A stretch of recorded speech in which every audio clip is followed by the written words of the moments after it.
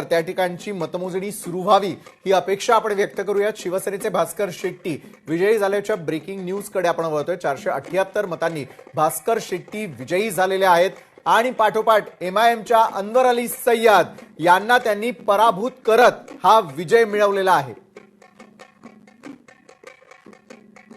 तर वॉर्ड क्रमांक 39 मध्ये पुष्पा रमेश कलंबे या विजयी झालेल्या आहेत। ढोल नगाऱ्यांच्या गजरामध्ये समर्थकांनी तातडीनं आनंद देखील त्या ठिकाणी साजरा केला। ठाकरेंच्या शिवसेनेच्या उमेदवार विजयी झाल्याची या घडीची आणखी एक मोठी बातमी आणि विजयानंतर मात्र उद्धव बाळासाहेब ठाकरेंच्या शिवसेनेचं देखील खातं 66 पर्यंत जाऊन पोहोचल्याचं आपल्याला पाहायला मिळतं। आकडेवारीवरती नजर टाकली तर भाजप 95, शिवसेना शिंदेची 30, राष्ट्रवादी 1, 15 जागा, काँग्रेस 66 जागा, उद्धव बाळासाहेब ठाकरेंची शिवसेना आघाड्या आपण यावेळेला पाहतोय, मनसे 9 आणि इतर 11 अशा प्रकारे 227 जागांचे आलेले कल आपण पाहतोय। नवी मुंबईत मनसेनं खातं उघडलेलं आहे, म्हणजे एका पाठोपाठ एक मनसे देखील आपलं प्रस्थ वाढवण्याच्या मागे त्याचबरोबर उमेदवार निवडीकडे लक्ष वेधताना दिसतंय।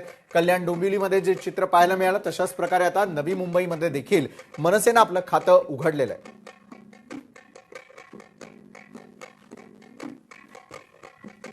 ग्राफिक्स आपण या ठिकाणी पाहतोय।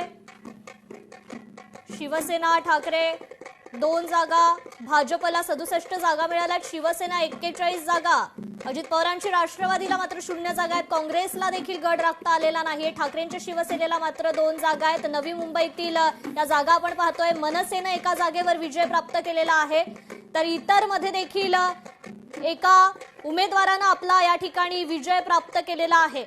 नवी मुंबईतीलच एकूण हे आपण चित्र या ठिकाणी पाहतोय। मनसेनं नवी मुंबईत खातं खोललेलं आहे, भाजपला आणि शिंदेच्या शिवसेनेला मात्र या ठिकाणी